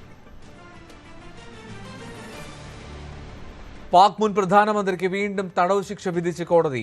സൗദി കിരീടാവകാശി നൽകിയ സമ്മാനങ്ങൾ വിൽപ്പന നടത്തിയ കേസിൽ 17 വർഷം തടവാണ് കോടതി വിധിച്ചത്. ഭാര്യ ബുഷ്ര ബീബിക്കും കോടതി ഇതേ ശിക്ഷ തന്നെ നൽകി. മറ്റ് രാജ്യങ്ങളിൽ നിന്ന് ലഭിച്ച അമൂല്യ വസ്തുക്കൾ വിൽപ്പന നടത്തിയ കേസിൽ ശിക്ഷ അനുഭവിക്കുന്നതിനിടെയാണ് അടുത്ത തിരിച്ചടി. 2021 പ്രധാനമന്ത്രിയായിരിക്കെ സൗദി അറേബ്യൻ സർക്കാരിൽ നിന്ന് ഇമ്രാൻഖാനും ബുഷ്ര ബീവിക്കും വിലപിടിപ്പുള്ള സമ്മാനങ്ങൾ ലഭിച്ചിരുന്നു. ആഡംബര വാച്ചുകൾ, ആഭരണങ്ങൾ എന്നിവയടങ്ങുന്ന ബൾഗാരി ഡയമണ്ട് ജ്വല്ലറി സെറ്റായിരുന്നു സമ്മാനം. ഇവയുടെ മൂല്യം കുറച്ചു കാണിച്ച് സ്വന്തമാക്കിയെന്നതാണ് ദമ്പതികൾക്കെതിരായ പ്രധാന ആരോപണം. 80 മില്യൺ പാകിസ്ഥാനി രൂപ വില വരുന്ന ആഭരണങ്ങൾക്ക് 2.9 മില്യൺ മാത്രമാണ് നൽകിയതെന്നാണ് പ്രോസിക്യൂഷൻ വാദം. വിദേശത്ത് നിന്ന് പാകിസ്ഥാനിലെ ഭരണാധികാരികൾക്ക് ലഭിക്കുന്ന സമ്മാനങ്ങൾ തോഷഖാന എന്ന ലോക്കറിൽ ഏൽപ്പിക്കേണ്ടതുണ്ട്. ഭരണാധികാരികൾക്ക് ആ സമ്മാനം സ്വന്തമാക്കാൻ താൽപ്പര്യമുണ്ടെങ്കിൽ അതിന്റെ വിപണി മൂല്യത്തിന്റെ നിശ്ചിത ശതമാനം തുക സർക്കാരിലേക്ക് അടയ്ക്കണമെന്നതാണ് ചട്ടം. ഇമ്രാൻഖാൻ തനിക്ക് ലഭിച്ച സമ്മാനത്തിന്റെ മൂല്യം കുറച്ചു കാണിക്കുകയും കുറഞ്ഞ തുക സർക്കാരിലേക്ക് അടച്ച് അവ കൈവശപ്പെടുത്തുകയും ചെയ്തു. പിന്നീട് ഇവ മറിച്ചുവിറ്റ് കോടിക്കണക്കിന് രൂപ ലാഭമുണ്ടാക്കിയെന്നതാണ് കേസ്. ഇതിനു മുമ്പ് തോഷഖാന കേസുമായി ബന്ധപ്പെട്ട് 2024 ജനുവരിയിൽ ഇമ്രാൻഖാനും ഭാര്യ ബുഷ്ര ബീവിക്കും കോടതി 14 വർഷത്തെ ശിക്ഷ വിധിച്ചിരുന്നു. ഈ അഴിമതിയുമായി ബന്ധപ്പെട്ട് രജിസ്റ്റർ ചെയ്യുന്ന രണ്ടാമത്തെ കേസാണിത്. ഇതുകൂടാതെ മറ്റ് 100-ലധികം കേസുകളും ഇമ്രാൻഖാനെതിരെ ചുമത്തിയിട്ടുണ്ട്. ഒന്നിന് ജാമ്യം ലഭിക്കുമ്പോൾ മറ്റൊരു കേസിൽ കോടതി ശിക്ഷ വിധിക്കുന്ന സ്ഥിതിയാണ് നിലവിലുള്ളത്. തനിക്കെതിരെയുള്ള അഴിമതികൾ കേവലം രാഷ്ട്രീയ ആരോപണം മാത്രമെന്നാണ് ഇമ്രാൻഖാന്റെ വാദം. തന്നെ രാഷ്ട്രീയത്തിൽ നിന്ന് മാറ്റി നിർത്താൻ അസിം മുനീർ, ഷഹബാസ് ഷെരീഫുമായി ചേർത്ത് നടത്തുന്ന ഒത്തുകളിയാണിതെന്നും അദ്ദേഹം ആരോപിക്കുന്നു. നിലവിൽ റാവൽപിണ്ടിയിലെ അതിയാല അതീവ സുരക്ഷാ ജയിലിൽ തടവിൽ കഴിയുകയാണ് ഇമ്രാൻഖാൻ. News desk, news 18. ദക്ഷിണാഫ്രിക്കയിലെ ജോഹനാസ്ബർഗിൽ വീണ്ടും വെടിവെപ്പ്. ജോഹനാസ്ബർഗിലെ ടൗൺഷിപ്പിൽ അജ്ഞാതരായിട്ടുള്ള അക്രമികൾ നടത്തിയ വെടിവെപ്പിൽ 10 പേർ കൊല്ലപ്പെട്ടു. നിരവധി പേർക്ക് പരിക്കേറ്റു. ഈ മാസത്തിൽ രാജ്യത്തുണ്ടാവുന്ന രണ്ടാമത്തെ കൂട്ട കൊലപാതകമാണിത്. ജോഹനാസ്ബർഗിൽ നിന്ന് ഏകദേശം 40 കിലോമീറ്റർ തെക്കു പടിഞ്ഞാറായി സ്ഥിതി ചെയ്യുന്ന ബക്കേഴ്സ് ഡാൽ എന്ന പ്രദേശത്താണ് സംഭവം നടന്നത്. യാതൊരു പ്രകോപനവുമില്ലാതെ തെരുവിലൂടെ പോയിരുന്നവർക്ക് നേരെ അക്രമികൾ വെടിയുതിർക്കുകയായിരുന്നു. ആഷസ് പരമ്പര നിലനിർത്തി ഓസ്ട്രേലിയ. അഡ്ലെയ്ഡിൽ നടന്ന മൂന്നാമത്തെ ടെസ്റ്റിൽ 82 റൺസിനാണ് ഓസ്ട്രേലിയ ഇംഗ്ലണ്ടിനെ തകർത്തത്. ഓസ്ട്രേലിയ ഉയർത്തിയ 435 റൺസ് പിന്തുടർന്ന ഇംഗ്ലണ്ട് 352 റൺസിന് പുറത്തായി. 5 ടെസ്റ്റുകളുടെ പരമ്പരയിൽ ഓസ്ട്രേലിയ ഇതോടെ 3-0 മുന്നിലാണ്. 2015 ഏറ്റവും അവസാനമായി ഇംഗ്ലണ്ട് ആഷസ് പരമ്പര ജയിച്ചത്.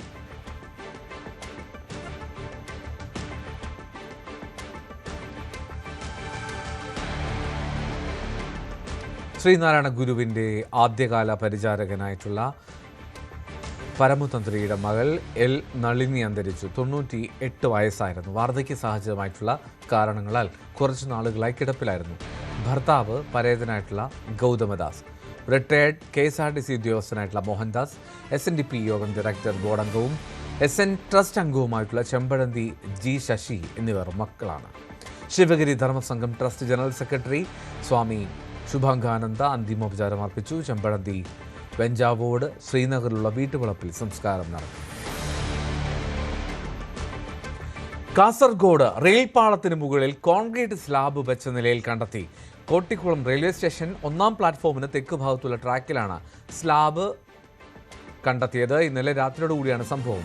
ബേക്കൽ പോലീസ് കേസെടുത്ത് അന്വേഷണം ആരംഭിച്ചു. റെയിൽവേ പോലീസും ബേക്കൽ പോലീസും സ്ഥലത്തെത്തി വിശദമായ പരിശോധന നടത്തി.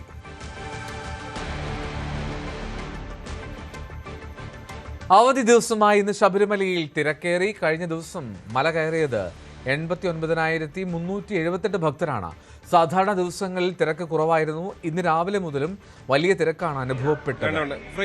ജി ശ്രീജിത്ത് സന്നിധാനത്തിൽ ചേരുന്നുണ്ട്. ശ്രീജിത്ത്, ഞായറാഴ്ച ദിവസം അവധി, ഒരുപാട് ഭക്തർ എത്തിച്ചേർന്നുണ്ടാവും. സ്വാഭാവികമായിട്ടും എന്താണ് അവിടെ നിന്ന് നൽകാൻ കഴിയുന്നത്?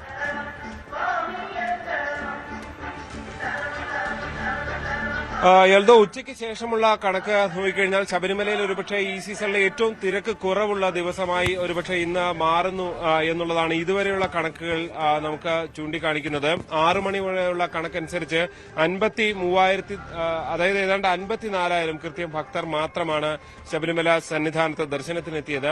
ഒരു മണിക്കൂറിൽ 2,855 ഭക്തർ മാത്രമാണ് ഈ സന്നിധാനത്തേക്ക് ദർശനത്തിനെത്തുന്നത് എന്നുള്ളതാണ്. അതായത് പൊതുവിൽ ഈ സന്നിധാനത്തെ ഈ വർഷത്തെ ഒരു കണക്കനുസരിച്ച് ഈ അവധി ദിവസങ്ങളിലാണ് എൽദോ ആളില്ലാത്തത്. അവധി ദിവസങ്ങളിൽ ഏറ്റവും കുറവ് തീർത്ഥാടകരെത്തുന്നത് ഞായറാഴ്ച തന്നെയാണ് എന്നുള്ളതാണ് ഇതുവരെയുള്ള കണക്കുകൾ വ്യക്തമാകുന്നത്. ഏറ്റവും വലിയ തിരക്ക് അനുഭവപ്പെടുന്നത് തിങ്കൾ ചൊവ്വ ദിവസങ്ങളിലാണ് എന്നുള്ളതാണ് ഇതുവരെയുള്ള ഏതാണ്ട് എല്ലാ ദിവസത്തെ കണക്കും നമുക്ക് വ്യക്തമാകുന്നത്. ഇതിപ്പോ പുല്ലുമേട് വഴിയുള്ള എത്തുന്ന ഭക്തരുടെ ദൃശ്യങ്ങളാണ്. ഇന്നലെയൊക്കെയും വലിയ തിരക്കായിരുന്നു. ഏതാണ്ട് 1000 പേർക്ക് മാത്രമാണ് അതുവഴി ദർശനം എന്ന് പറഞ്ഞിരുന്നെങ്കിൽ ഹൈക്കോടതിയുടെ നിയന്ത്രണത്തെ തുടർന്ന് 1000 ചുരുക്കിയിരുന്നു. എങ്കിലും അത് 5000 കടന്നു പോകുന്ന സ്ഥിതിവിശേഷമാണുള്ളത്. രാവിലെ 1000 എന്ന നിയന്ത്രണത്തിൽ പോലീസും ഒക്കെ സത്രത്തിൽ നിയന്ത്രണം കൊണ്ടുവന്നിരുന്നു എങ്കിൽ പോലും പിന്നീട് ഭക്തർ വലിയ രീതിയിൽ തടിച്ചു കൂട്ടുന്ന സാഹചര്യം, അതായത് തലേദിവസം രാത്രി മാത്രമാണ് അങ്ങനെ ഒരു റിലീസ് വാർത്താക്കുറിപ്പ് ഇറക്കിയത്. അതുകൊണ്ട് തന്നെ ഭക്തർ കാര്യമായി ദൂരെ നിന്നൊക്കെ വന്നവർ, അതുവഴി യാത്ര ചെയ്യാൻ തീരുമാനിച്ചവരൊക്കെ ആ നിലയിൽ എത്തുന്ന ഒരു സ്ഥിതിവിശേഷമാണ് ഉണ്ടായിരുന്നത്. അതുകൊണ്ട് തന്നെ വന്നവരെ പൂർണ്ണമായും കടത്തിവിടേണ്ട ഒരു സ്ഥിതിവിശേഷത്തിലേക്ക് ഇന്നലെ കാര്യങ്ങൾ എത്തിയിരുന്നു. എന്തായാലും ഇന്ന് പക്ഷേ അത്രത്തോളം തിരക്കില്ല എന്നുള്ളതാണ്. അത് ഈ ഞായറാഴ്ച എന്നുള്ള നിലയിൽ, സാധാരണഗതിയിൽ ഞായറാഴ്ചയാണ് ഏറ്റവും വലിയ തിരക്ക് എന്ന നിലയിലൊക്കെ ആളുകൾ പൊതുവെ കണക്ക് കൂട്ടുന്നത് പ്രകാരമായിരിക്കാം, ഒരുപക്ഷെ അങ്ങനെ കണക്ക് കൂട്ടുന്നതുകൊണ്ടായിരിക്കാം ഞായറാഴ്ച ആളുകൾ വരാത്തത്. പക്ഷേ അവധി ദിവസങ്ങളിൽ തിരക്ക് കുറയുന്നു എന്നുള്ളതാണ്. ഇനി 2 ദിവസത്തിനുള്ളിൽ തങ്കയങ്കി ഘോഷയാത്ര ആറന്മുളയിൽ നിന്ന് പുറപ്പെടുന്നു. 23-ാം തീയതിയാണ് ആറന്മുളയിൽ നിന്ന് ഘോഷയാത്ര പുറപ്പെടുന്നത്. അതിനുവേണ്ടിയുള്ള ഒരുക്കങ്ങളാണ്. 26-നാണ് തങ്കയങ്കി ചാർത്തിയുള്ള ദീപാരാധന ശബരിമല സന്നിധാനത്ത് നടക്കുക. അതിനുവേണ്ടിയുള്ള ഒരുക്കങ്ങളും ഏതാണ്ട് പലതരത്തിലുള്ള സുരക്ഷാ ക്രമീകരണങ്ങൾ അടക്കമുള്ളവ നടത്തിവരുന്നു. ആ ദിവസങ്ങളിൽ ഭക്തർക്ക് ഇവിടെ എത്തുന്ന ഭക്തരുടെ എണ്ണം നിജപ്പെടുത്തുന്ന സ്ഥിതിയായിരിക്കും ഉണ്ടാകുക. 27-ന് ഏതാണ്ട് 11:30 സമയത്താണ് മകരസംക്രമ പൂജ ഉണ്ടാകുക. മകരസംക്രമ പൂജയല്ല, മണ്ഡല പൂജ ഉണ്ടാകുക. അതിനുവേണ്ടിയുള്ള ഏതാണ്ട് മുഹൂർത്തം തീരുമാനിക്കുന്ന അടക്കമുള്ള കാര്യങ്ങളും നടത്തി കഴിഞ്ഞു. 27-ന് രാത്രി 11 മണിക്ക് ഹരിവരാസനം പാടി നടയടയ്ക്കും. എൽദോ, ജി ശ്രീജിത്താണ് ശബരിമലയിൽ ചേർന്നത്. ഇന്ന് ഉച്ച കഴിഞ്ഞ് അത്ര തിരക്ക് അനുഭവപ്പെടുന്നില്ല എന്ന് ശ്രീജിത്ത് പറഞ്ഞു. ശബരിമല സന്നിധാനത്തിന് സമീപം ആനയിറങ്ങി. ശരംകുത്തിക്ക് സമീപം യു-ടേണിലാണ് ആനയിറങ്ങിയത്. വനംവകുപ്പ് ഉദ്യോഗസ്ഥർ ആനയെ കാട്ടിലേക്ക് തുരത്തി. ആന മറികടക്കുന്നതിനിടെ ബാരിക്കേഡുകൾ തകർന്നു വീഴുകയും ചെയ്തു. ശബരിമലയിൽ അന്നദാനത്തിന് ഇന്നു മുതൽ കേരളീയ സദ്യ വിളമ്പി തുടങ്ങി. അവിയലും തോരനും പപ്പടവും പായസവും ഉൾപ്പെടെയാണ് സദ്യ നൽകുന്നത്. Devaswom executive officer OG Biju സദ്യ വിളമ്പി ഉദ്ഘാടനം നിർവഹിച്ചു. ഒന്നിടവിട്ട ദിവസങ്ങളാണ് സദ്യ.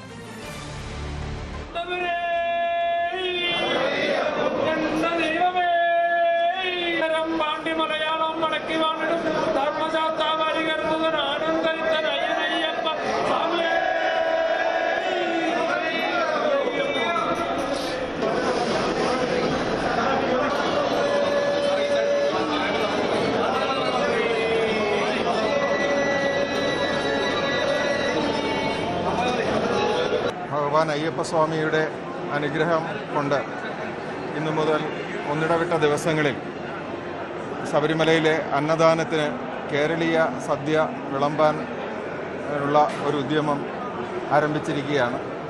ബഹുമാനപ്പെട്ട ദേവസ്വം ബോർഡിൻ്റെയും പ്രസിഡന്റ് അംഗങ്ങൾ, ബാക്കി മുതിർന്ന ഉദ്യോഗസ്ഥർ, ബഹുമാനപ്പെട്ട ദേവസ്വം മന്ത്രി, മറ്റ് സർക്കാർ പോലീസ് അധികാരികളെല്ലാവരും വളരെ സഹകരണത്തോടുകൂടി ഈ കാര്യത്തിന് ഞങ്ങൾക്ക് പിന്തുണ നൽകിയിട്ടുണ്ട്. എന്തായാലും ശബരിമലയിൽ ഒരു പുതിയ തുടക്കം ആയിരിക്കുകയാണ്. സദ്യ എന്ന നിലയിൽ കേരളീയ ഭക്ഷണത്തിന്റെ വിതരണം തുടങ്ങിയിരിക്കുന്നു ശബരിമല സന്നിധാനത്ത് എന്നുള്ളതാണ് നമുക്ക് കാണാൻ സാധിക്കുന്നത്. പല വിഭവങ്ങളുണ്ട്. അവിയലും ഒപ്പം തന്നെ തോരനും അങ്ങനെ എല്ലാം ഉൾപ്പെടുന്നതാണ്. ചേട്ടാ, ഇവിടെ അങ്ങനെ ഒരു കേരളീയ സദ്യ എന്നുള്ള നിലയിലാണ്. എങ്ങനെയാണ് അതിനെ കാണുന്നത്? സന്തോഷായി. എങ്ങനെയുണ്ട് ചേട്ടാ? എങ്ങനെയുണ്ട്? സൂപ്പർ സന്തോഷം. സ്വാമി എങ്ങനെ ഇരിക്കെ? തിരുവാറൂർ മാവട്ടം. എന്തായാലും ഇവിടെ എത്തുന്ന സ്വാമിമാർ ഹാപ്പിയാണ് എന്ന് വേണം മനസ്സിലാക്കാൻ. അവരുടെ പ്രതികരണങ്ങൾ അങ്ങനെ തന്നെയാണ്. അവിയലും തോരനും ഒപ്പം തന്നെ അച്ചാറും പപ്പടവും ഒക്കെ ഉൾപ്പെടുന്നതാണ് ഈ ഒരു വിഭവം. പപ്പടമൊക്കെ ഉണ്ട് എന്നുള്ളതാണ്. ഒപ്പം തന്നെ അടപ്രഥമനും ഇതിൻ്റെ ഭാഗമായി ഉണ്ടാകും. ഓരോ ദിവസവും ഓരോ മെനു എന്ന നിലയിലാണ് ഉണ്ടാകുക. അതായത് ചില ദിവസങ്ങളിൽ പായസത്തിന് മാറ്റം ഉണ്ടാകും, അല്ലെങ്കിൽ അവിയലിനും തോരനുമൊക്കെ ചെറിയ വ്യത്യാസങ്ങളുണ്ടാകും. ആ നിലയിലാണ് ഉണ്ടാകുക.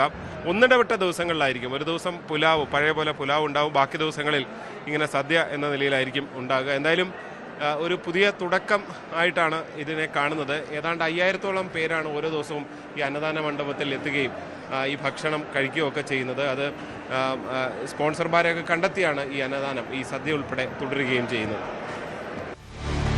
സ്വർണ്ണ വെള്ളി നിരക്ക്.